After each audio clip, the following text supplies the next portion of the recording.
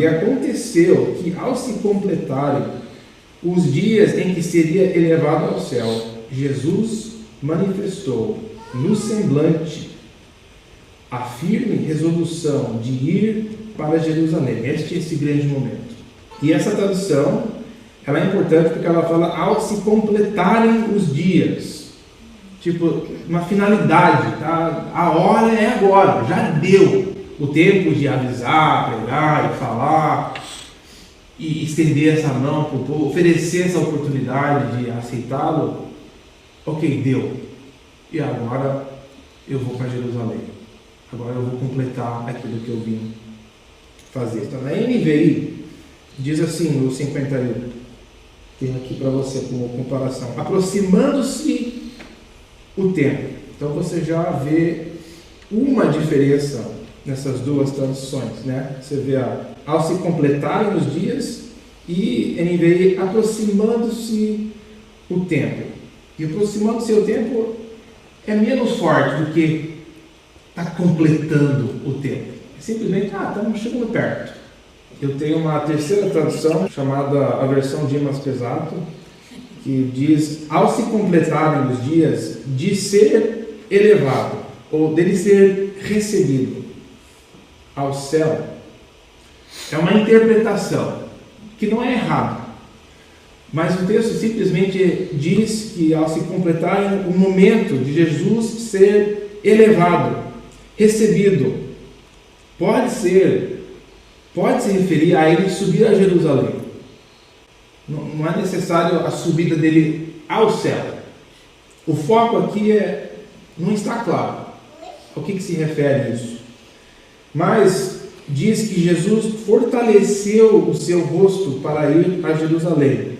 Se aproximando a hora dele ser recebido, ele decidiu fortalecer o rosto, que nas duas traduções de cima fala uma resolução, uma firme resolução em direção a Jerusalém. E eu sei que talvez você diz, que grande coisa, né, Dimas? Você colocou aqui fortalecer o seu rosto, mas isso não tem significado, né? O que faz significado é o que está ali por cima, que Jesus decidiu resolutamente ir para Jerusalém. Mas essa frase fortalecer o rosto, ela não é normal. Não seria o jeito, não é que não é normal, mas seria o jeito mais comum de dizer que Jesus decidiu, eu vou em relação a Jerusalém. Este fortalecer o rosto, ela tem uma bagagem, quando alguém fortalece o rosto. Então eu fiz uma busca, uma pesquisa dessa frase em grego, uma expressão que eu achei interessante, a conotação, quando alguém fala que fortaleceu o rosto. Que tipo de sentimento você tem nessa frase? Antes de a gente olhar alguns dos trechos. Fortalecer o rosto. Ficou sério. Ok, então para você tem um sentido de sobriedade, seriedade. Literalmente o rosto fica mais sério, mudou. É verdade, o que é interessante para a gente, eu vou ter alguns trechos aqui, conforme eu vou mais rápido, é mais fácil você seguir o que eu vou colocar. Pois voltei o meu rosto contra esta cidade para trazer desgraça e não para fazer-lhe bem, diz o Senhor. Então aqui é Deus fortalecendo o seu rosto. Apesar de ser traduzido voltei, esta frase fortaleceu o rosto. E ela, Jerusalém, será entregue nas mãos do rei de Babilônia, e este a queimará. Então é uma expressão que Deus usa quando ele está bravo e decidido o que vai acontecer. Ezequiel, semelhantemente, Deus falando com Ezequiel agora: Ezequiel, filho do homem, fortaleça, volte o seu rosto para os montes de Israel e profetize contra eles, dizendo, e é uma declaração negativa. Ezequiel 13, filho do homem, vire ou fortalece o seu rosto contra as filhas do seu povo que profetizam o que lhes vem do próprio coração. Profetize contra elas. E são essas declarações fortes de julgamento, no sentido que chega, não dá mais. Agora fortaleça o seu rosto, porque vai ser difícil você profetizar contra o seu próprio povo, Ezequiel.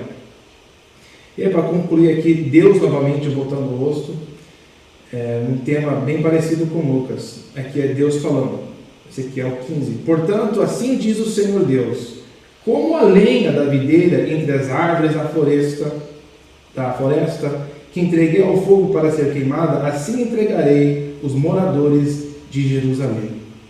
Fortalecerei o meu rosto, voltarei o meu rosto contra eles. Mesmo que saiam do fogo, o fogo os consumirá. Essa frase aqui, ela mostra que é tipo uma decisão, que não vai ser alterada agora. Já passou o tempo. Deus decidiu. E agora ele está com a cara séria. Essa cara não vai mudar. E vocês saberão que eu sou o Senhor quando eu fortalecer o meu rosto. Isto é, quando eu julgar vocês, a disciplina que Israel passou no exílio. Tornarei a terra em desolação, porque cometeram graves transgressões, diz o Senhor Deus. Então, você está com sua Bíblia aí no 51. É um momento decisivo no ministério de Jesus, onde ele fortaleceu a cara. Ele chegou com João Batista: se preparem, gente. O reino de Deus está próximo e você pode participar, e Deus quer te perdoar. Compaixão, misericórdia. Se você reconhecer o seu pecado, se tornar e voltar a Deus, não importa o que você fez, Deus te perdoa. Siga a mim. Esta é a oferta de Jesus que ele vem fazendo. Mas chegando no capítulo 9, versículo 51, começa essa mudança de: ok, agora nós vamos. Acabou. Está decidido. Nós vamos em frente. Então a sensação da história aqui muda inteiramente, com Jesus tornando a sua cara. E talvez isso vai explicar o que vai acontecer nos próximos versículos, com essa mudança de cara. Não sei se Jesus falou algo para os discípulos, ou se ficou na cara dele que os discípulos viram: ok, só tem que ter alguma coisa, mudou. Com o jeito que Jesus está conversando com as pessoas, alguma coisa tem mudado com Jesus. Essa viagem que ele fez com eles, que é a transfiguração, parece que tem este momento agora, mudou. Então, vamos ver o que acontece daqui, vamos ver nos próximos 10 ou 15 minutos aqui, o tempo que a gente tem.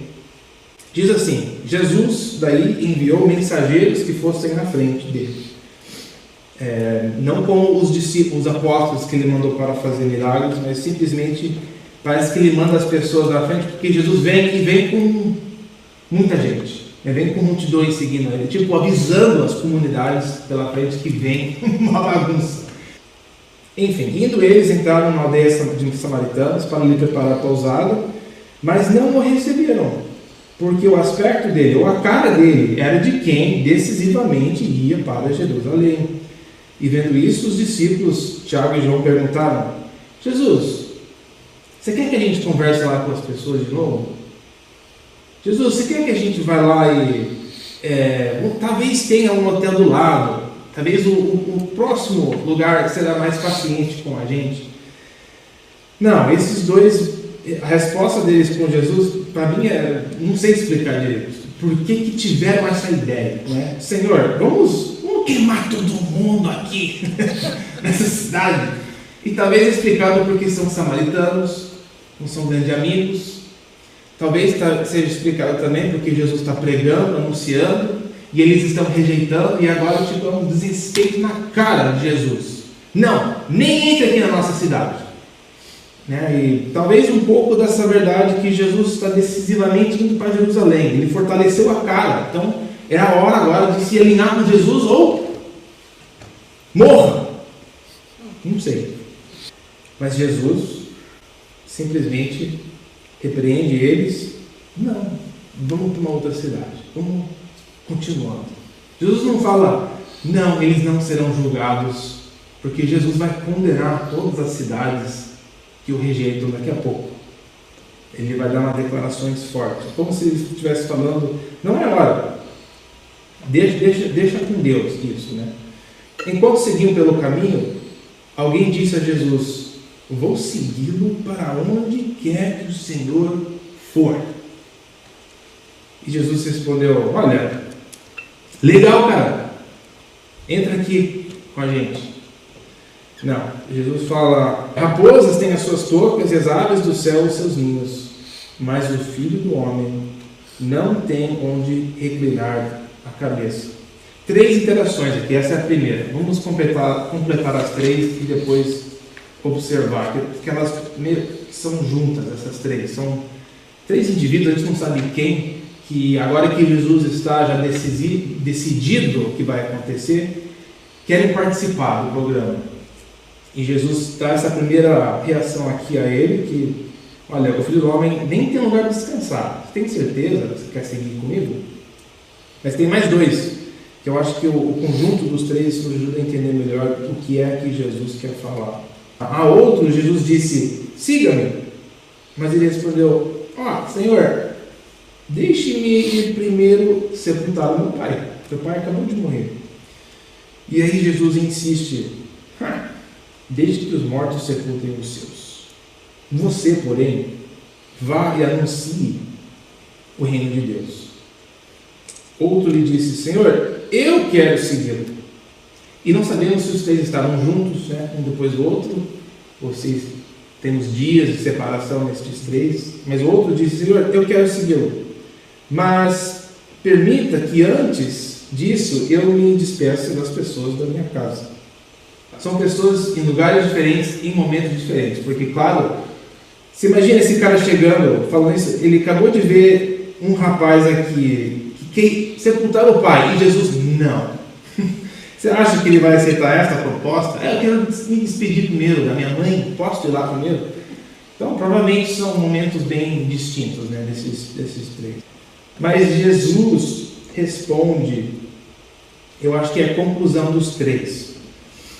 Ninguém que põe a mão no arado e olha para trás é apto para o reino de Deus.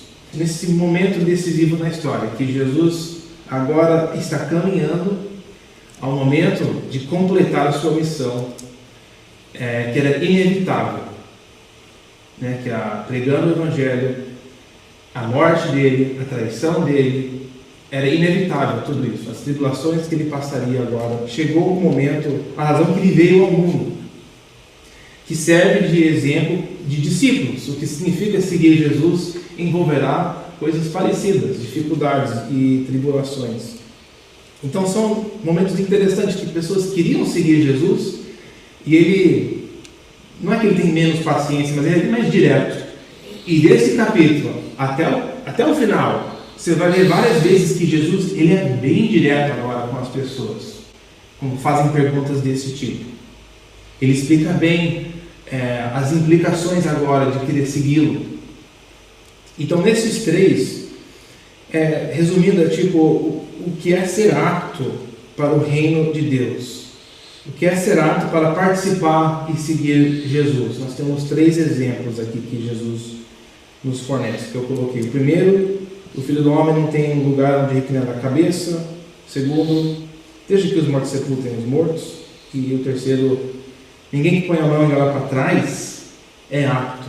O que podemos concluir que Jesus está ensinando, provavelmente também os seus apóstolos, sabendo o que eles vão enfrentar, que eles não sabem o que vem pela frente, eles estão aprendendo com Jesus aqui e ouvindo tudo isso.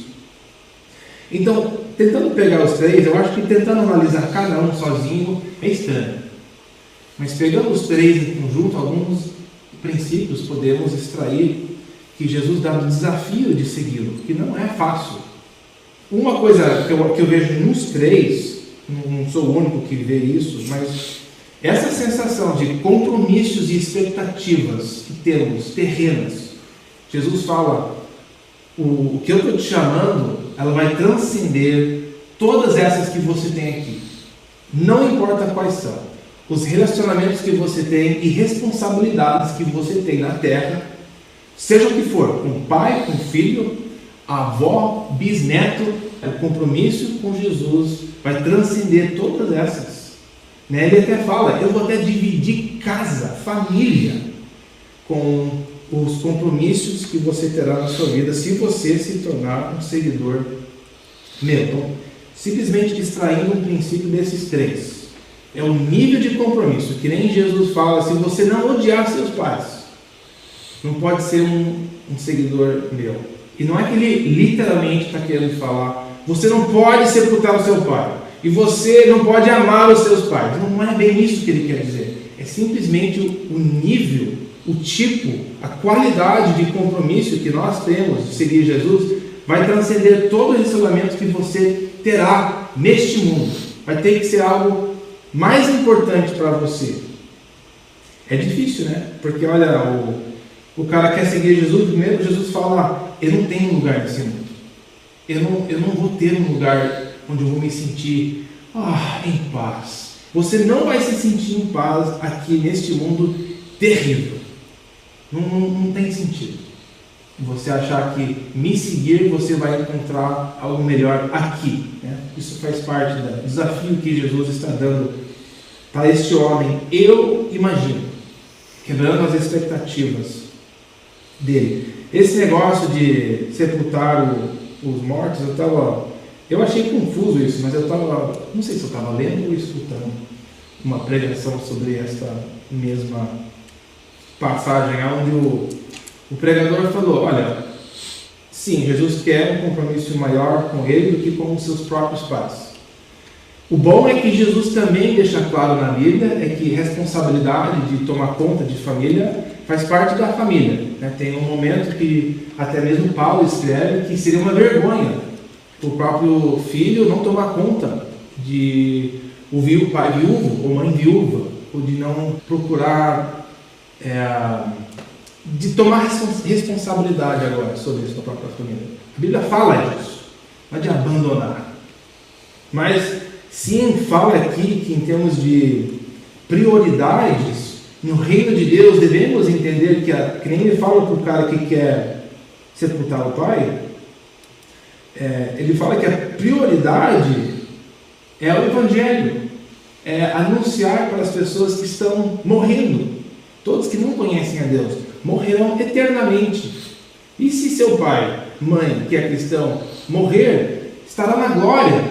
Mas a nossa preocupação, como seguidores de Jesus, e agora participantes do reino de Deus, vai ser outra. Teremos outras prioridades no mundo do que simplesmente deixar as coisas certas aqui. Esses três exemplos de desafios que Jesus dá a essas pessoas que querem segui-lo. Ele não fala, ok, temos 3 passos para você. O primeiro vai ser esse curso, né, que você vai entrar e fazer. Jesus ele dá de cara para essas pessoas que estão querendo segui-lo e desafiando-os. Como vai ser difícil você me seguir. Mas não deixa, claro, no impossível. Temos o resto aqui da Bíblia que nos informa que sim, Jesus estende com vida, ele é paciente também com seus próprios discípulos, né? Nós temos este contraste. Jesus parecendo bem duro e forte aqui nesses 3, mas, digamos aqui nesses 3, Jesus parece que está sendo pão duro que fala, uma pessoa bem, exigente, né? Quem que vai querer seguir, se submeter a um mestre desse tipo? Mas sabemos que tem mais pela história, né? São esses princípios que devemos extrair, porque a gente vê como ele é paciente com os discípulos, que está com ele já há anos, que ele teve que chamar 3 vezes Pedro, lembra? Que foi primeiro ao encontro no seu batismo, depois Jesus foi atrás dele na pesca, na Galileia, e teve que fazer uma 3ª vez, na pesca também, no mar Galileia, de chamar Pedro, de correr atrás dele. E eles andando com Jesus aqui também não estão entendendo nada ainda. Jesus é paciente com a gente, não está chamando e exigindo perfeição de nós. Mas sim, este bloco no livro de Lucas está deixando claro, se nós não entendemos que no reino de Deus haverá tribulações, que se aceitar, recebemos a proposta de seguir Jesus, que por causa disso a nossa vida complicará, vai ser uma tragédia a gente chegar no relacionamento com Jesus pensando que isso vai simplesmente melhorar tudo, vai resolver os problemas, que Jesus vai simplificar.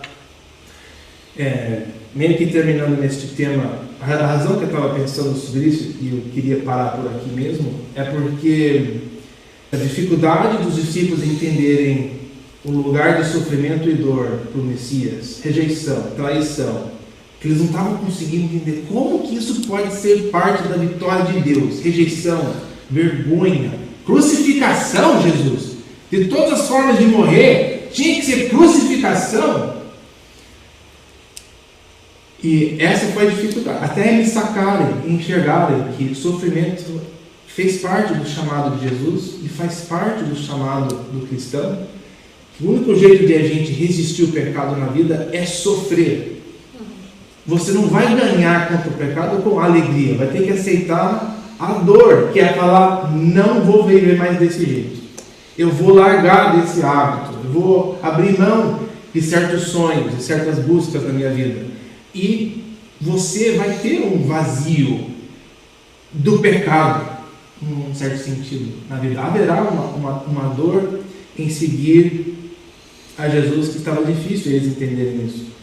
Inclusive tem um mito na nossa cultura, e um grande filósofo, do século passado, que disse, tem uma citação dele aqui, que diz: o medo leva à raiva, a raiva leva ao ódio, e o ódio leva ao sofrimento.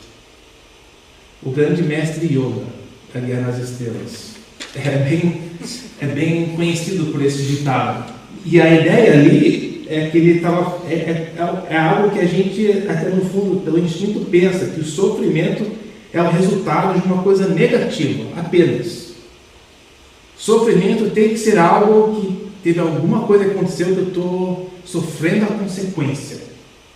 Mas no plano de Deus, a gente vê que sofrimento, dor, não é necessariamente uma fonte ruim. Pode ser Deus usando. Tipo, Jó, ele sofreu uma coisa absurda. E podemos dizer que foi Satanás que estava por trás, mas Deus, por cima de tudo, ele não estava punindo Jó por ser uma pessoa terrível. Fazia parte do plano de Deus de se revelar ao indivíduo, à pessoa. Fazia parte do plano de Deus de Jesus sofrer para nos salvar. Faz parte do plano de Deus de ter um sofrimento na vida para nos transformar, nos mudar. O sofrimento diário, a guerra contra o pecado interno, o sofrimento pontual, às vezes de coisas mais difíceis, conforme a gente vai encarando, que Deus vai nos fortalecendo ao ponto de encarar, nossa, eu preciso mudar mesmo, né, certas coisas que eu não sabia. E aí tem coisas que são inexplicáveis. Vou te dar um exemplo aqui de uma família, interessante esse exemplo. É um casal, numa igreja onde tem uma cultura bem forte de que Jesus ou Deus, se você tiver fé suficiente ou viver debaixo da bênção dele, você será protegido de problemas bem difíceis, até mesmo talvez curado de qualquer doença. E não é bem falado, mas é uma coisa no ambiente, no ar, que se realmente você for fiel com Deus, Ele vai te abençoar de todas as formas, financeiramente, com saúde, relacionamentos, restauração de família, whatever. E essa família é umas poucas das famílias que são assim, falam que não, gente, a origem disso é bobagem. E aí, alguns anos atrás, a esposa, ela, do nada, sofreu stroke. Como é que eu falo isso? Derrame. E coisa assim, derrame que possivelmente ela morreria, né? Mas não morreu, mas é outra pessoa. Tem dificuldade de falar, está de cadeira de rodas.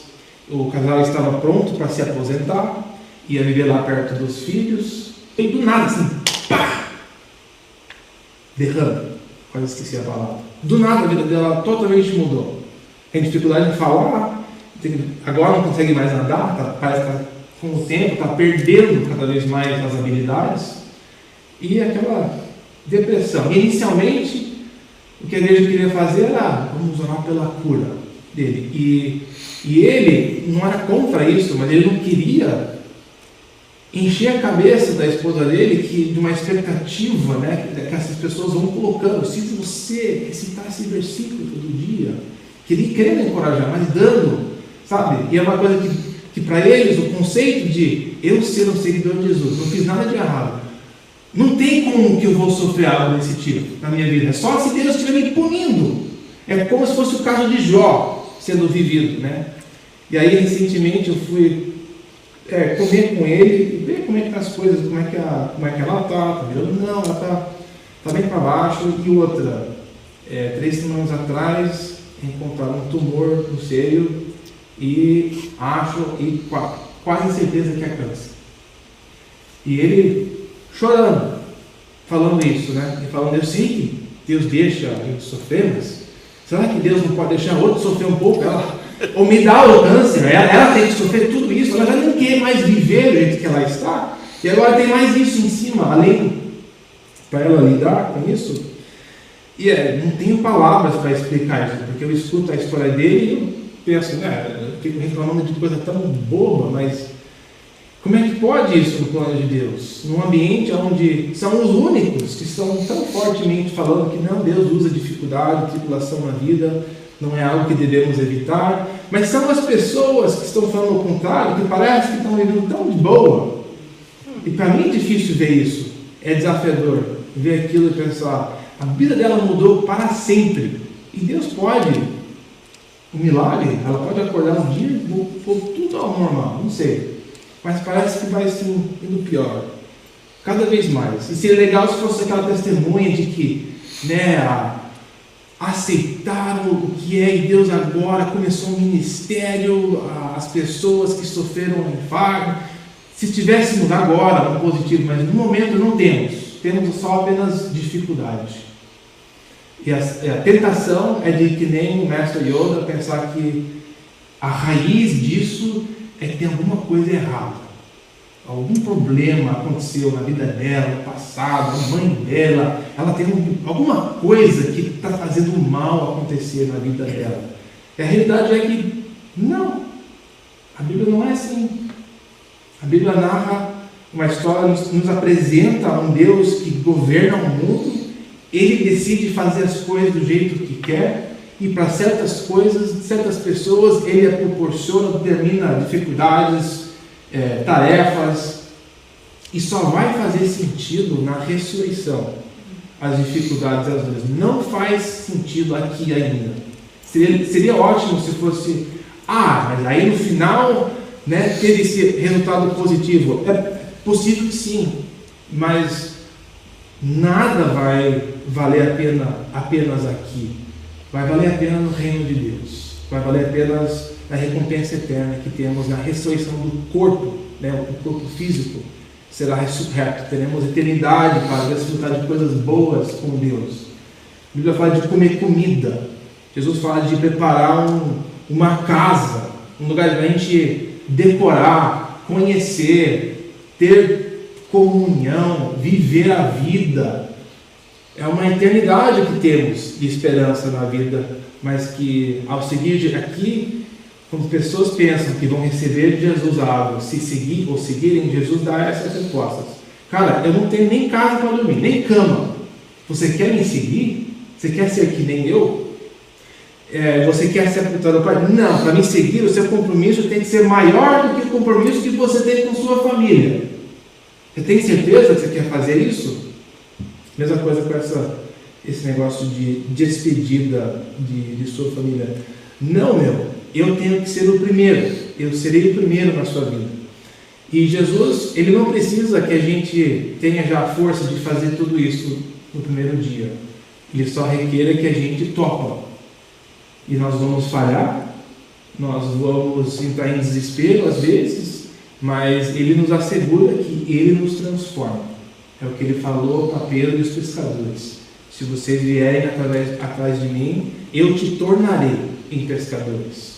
Não é que vocês agora, de um dia para outro, serão pescadores de homens. Eu te tornarei. E é o projeto de Deus de nos resgatar da escuridão, de nos transformar para o reino do Filho dele e de conformar a gente na sua imagem, na sua morte e ressurreição.